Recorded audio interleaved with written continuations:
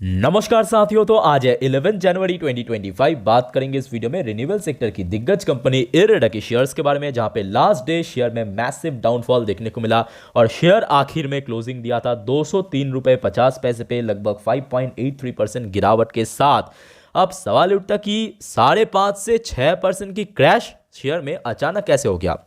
क्या कंपनी की Q3 result की वजह से हुआ या और कोई दूसरा रीजन है? जानेंगे इस वीडियो में। साथ में इरेडा के अंदर आपका आगे का रणनीति क्या हो सकता है, और मोस्ट इंपॉर्टेंटली अगर शेयर में फर्दर गिरावट हो गया, क्योंकि जिस रेट पे बाजार में करेक्शन चल रहा है, शेयर में करेक्शन चल रहा है, खास करके पीएसयू स्टॉक्स में करेक्शन चल रहा है, तो आगे भी गिरावट हो सकता है। अगर हो गया इन केस, तो शेयर कहां तक गिर सकता है, कहां पे सपोर्ट है, ऊपर कहां पे रेजिस्टेंस है, सब कुछ हम डिटेल में बातचीत करेंगे। तो रिक्वेस्ट करूंगा आप सभी को प्लीज वीडियो को बिना स्किप के पूरा अंत तक जरूर देखना। तो चलिए, सबसे पहले मैं आपको लेके चलता हूं कंपनी द्वारा भेजा गया Q3 की रिजल्ट के ऊपर, ताकि आपको भी प्रॉपर क्लैरिटी मिल सके कि पॉइंट बाय पॉइंट कि कहाँ पे खराब हुआ, कहाँ पे अच्छा ही हुआ। देखिए, ऑलरेडी मैं अपने main channel stock market India पे इसको अच्छे से रिव्यू कर चुका हूँ, बैलेंस शीट को। जो लोग देखा अच्छी बात है, नहीं देखा फिर से आप देख लीजिए। जैसे कि दिसंबर 2023 में, मतलब एक साल पहले, कंपनी की इनकम कितना था? 1253 करोड़ रुपये। चलो बहुत बढ़िया। लास्ट क्वार्टर में कितना था, मतलब Q2 में सितंबर 2024 में 1630 करोड़ रुपए। चलो बहुत बढ़िया। दिसंबर 2024 करेंट क्वार्टर, ये मेन है। इस बार देखिए इनकम इंक्रीज हुआ, और मोस्ट इंपॉर्टेंटली क्योंकि एक फाइनेंसिंग कंपनी है ना, नेट इंटरेस्ट इनकम, वहां पे कंपनी बहुत बढ़िया ग्रोथ रखा और बढ़ के हो चुका है 1698 करोड़ रुपए। और ये दोस्तों बेस्ट एवर इनकम रहा अभी तक का। ठीक है, तो मतलब इनकम की सेगमेंट पे कंपनी कहीं पे भी मतलब कमी नहीं छोड़ी।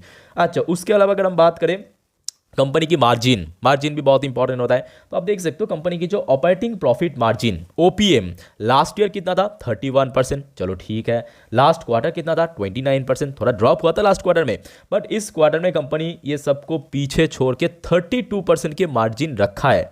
मतलब ईयर ऑन ईयर बेस पे भी ग्रोथ रखा, even quarter on quarter basis पे भी ग्रोथ रखा। ठीक, तो मतलब मार्जिन की सेगमेंट पे भी एज सच कोई बहुत बड़ा खराब तो हमें देखने को नहीं मिला, अच्छा हुआ, इंप्रूव किया मार्जिन। ठीक है। अच्छा, उसके अलावा अगर हम बात करें कंपनी की प्रॉफिट बिफोर टैक्स, मतलब टैक्स भरने के पहले कितना प्रॉफिट था, ये भी देख लीजिए। कितना था? 386 करोड़ लास्ट ईयर पे। लास्ट क्वार्टर में था 460 करोड़, इस क्वार्टर में बढ़ के हो चुका है 538 करोड़। तो प्रॉफिट बिफोर टैक्स भी काफी बढ़िया रहा। इवन अगर आप देखेंगे कंपनी इस बार बहुत ज्यादा टैक्स पे किया। जैसे कि लास्ट ईयर कितना परसेंट टैक्स दिया था? 13%। लास्ट क्वार्टर में कितना परसेंट दिया था? 16%। इस क्वार्टर में 21% टैक्स भरा company, compare to last year and last quarter, ज्यादा टैक्स पे किया। उसके बावजूद भी अगर आप देखेंगे नेट प्रॉफिट में बहुत शार्प ग्रोथ हमें देखने को मिला, लगभग 26% के अराउंड, है ना। ईयर ऑन ईयर बेस पे 336 करोड़ से बढ़ के best ever profit company generate किया 425 करोड़ का, जो कि क्वार्टर ऑन क्वार्टर बेस पे भी बहुत शानदार ग्रोथ रखा। तो देखिए यहां तक तो सब कुछ बढ़िया चल रहा था। इवन अगर आप देखेंगे ईपीएस बढ़ने के कारण कंपनी की जो पी रेशियो, मतलब अगर आप रिजल्ट आउट होने के पहले पी रेशियो चेक करते हैं ना, आपको दिखाई देता हमेशा 40 के ऊपर, बट आज आप देख लीजिए आपको 35-36 के आसपास दिख जाएगा। बिकॉज कंपनी की जो earning per share EPS increase हुआ ना, तो उसका जो P ratio, price to earning ratio, वो ड्रॉप हो गया। ठीक है, तो अच्छी बात है। बट मेन जो यहां पे दिक्कत हुई है, यहां पे बेसिकली मेंशन नहीं किया, कंपनी की एसेट क्वालिटी पे, जो आपको मैं उस दिन भी कहा था स्टॉक मार्केट इंडिया वाली चैनल पे, आपको मिल जाएगा इरेडा को जब मैं रिव्यू करा था। मतलब कंपनी की जो एनपीए की परसेंटेज है ना, वो ईयर ऑन ईयर बेसिस पे बना नहीं है, हाँ बना नहीं है, ठीक रहा, but quarter on quarter basis पे बढ़ गया। एनपीए मतलब नॉन परफॉर्मिंग एसेट, जो कोई फाइनेंसिंग कंपनी की कोई काम नहीं का है, कोई काम का नहीं है। ठीक है। अच्छा, कितना इंक्रीज हुआ ये आपके दिमाग में आ सकता है, मैं आपको दिखा देता हूं। ये देखिए कंपनी की जो gross non performing asset ratio है, वो इस बार आया 2.68। लास्ट क्वार्टर सितंबर क्वार्टर में कितना था? 2.19%। ध्यान से ऑब्जर्व कीजिए ग्रॉस। और नेट की बात करें, नेट एक्चुअली बहुत बढ़ गया। नेट एनपीए की परसेंटेज लास्ट क्वार्टर में था 1.04%, बहुत कम था। ठीक, और लास्ट ईयर में थोड़ा ज़्यादा था, बट इस बार क्वार्टर ऑन क्वार्टर बेस पे एक्चुअली बढ़ गया।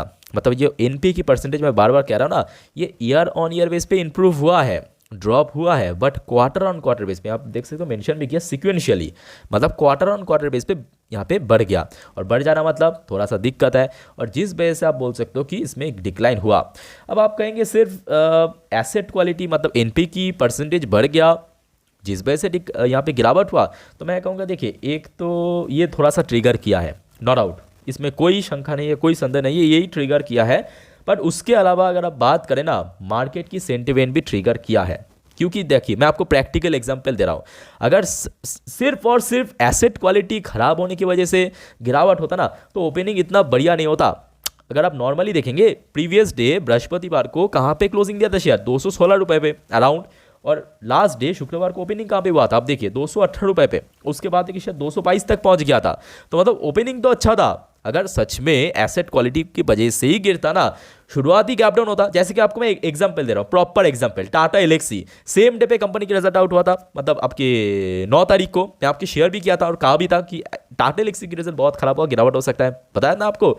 अब देखिए क्योंकि खराब रिजल्ट आया था ना, मार्केट पहले से प्रिपेयर था, और देखिए शेयर में ओपनिंग ही हुआ था एकदम से गैप डाउन, जहां पे इसके पहले 6439 में क्लोजिंग हुआ था बृहस्पतिवार को। ओपनिंग कहाँ पे दिया था उस दिन पे, 6147 रुपये पे। उसके बाद कि शेयर आया ही नहीं पॉजिटिव में, और पूरा का पूरा दिन नीचे ही था, नीचे ही क्लोजिंग दिया। बट इरेडा के केस में ऐसा नहीं हुआ। इरेडा के केस में क्या हुआ, ओपनिंग फ्लैट हुआ, ठीक ठाक हुआ, बढ़िया हुआ, उसके बाद गिरावट हुआ। तो मतलब सिर्फ और सिर्फ ये जान लीजिए, एसेट क्वालिटी खराब हुआ या एनपीए की परसेंटेज बढ़ गया, ये मेन मुद्दा नहीं है। ये जस्ट एक बोल सकते हो कि माइनर रीजन है।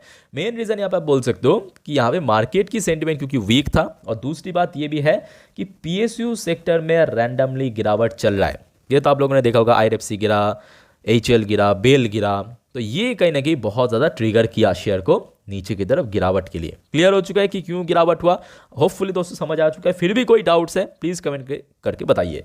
अब देखिए जब कोई कंपनी की रिजल्ट आउट होता है, खास करके पॉपुलर कंपनी, बड़े बैंक्स, तो अक्सर हमने देखा कि ब्रोकरेज द्वारा, एनालिस्ट द्वारा कुछ ना कुछ उसके ऊपर स्टेटमेंट आता है कि उसके ऊपर टारगेट दिया जाता है, रेटिंग दिया जाता है। आइए कुछ यहाँ पे एनालिस्ट ने, ब्रोकर्स ने इसको कवर किया, मैं आपको फटाफट दिखाता हूँ। देखिए यहाँ पे देखिए एक एनालिस्ट ने मेंशन किया कि इसका टारगेट प्राइस 2025 में क्या हो सकता है। तो देखिए इन्होंने प्रॉपरली मेंशन भी किया। यहाँ पे देखिए, IREDA has already undergone a massive correction.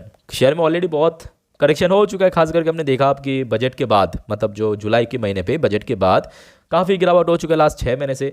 If you get it around, mention भी किया, अगर आपको 208 से 210 के भीतर शेयर मिल जाए, you can consider taking a position with a very strict stop loss 190। तो यहाँ पे आप पोजीशन बना सकते हो एक स्ट्रिक्ट स्टॉप लॉस लगा के 190 पे।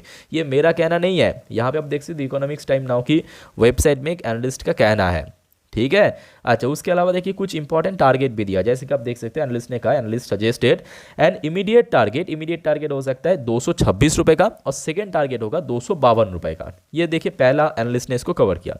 अभी हम बात करेंगे दूसरा एनालिस्ट ने क्या कहा। देखिए ये होगा इकोनॉमिक्स टाइम की वेबसाइट पे। देखिए अब जो दूसरा एनालिस्ट है उन्होंने कहा the average target price of the stock is 205। तो दूसरा एनालिस्ट ने टारगेट प्राइस दिया 205 का, और साथ में होल्ड करने का रेटिंग दिया। क्या करने का, होल्ड करने का रेटिंग दिया, ठीक है। अच्छा, ये हो गया आपका दूसरा एनालिस्ट। अब मैं आपको दिखाता हूँ तीसरे वाला। ये देखिए, should you by IREDA share. यहाँ पे तीसरा एनालिस्ट ने यहाँ पे क्या क्या देखिए कहा है कि देखिए, set the IREDA posting strong financial result both sequentially and yearly, मतलब क्वार्टर ऑन क्वार्टर बेस पे भी हो या ईयर ऑन ईयर बेस पे, काफ़ी स्ट्रॉन्ग यहाँ पे रिजल्ट पोस्ट किया।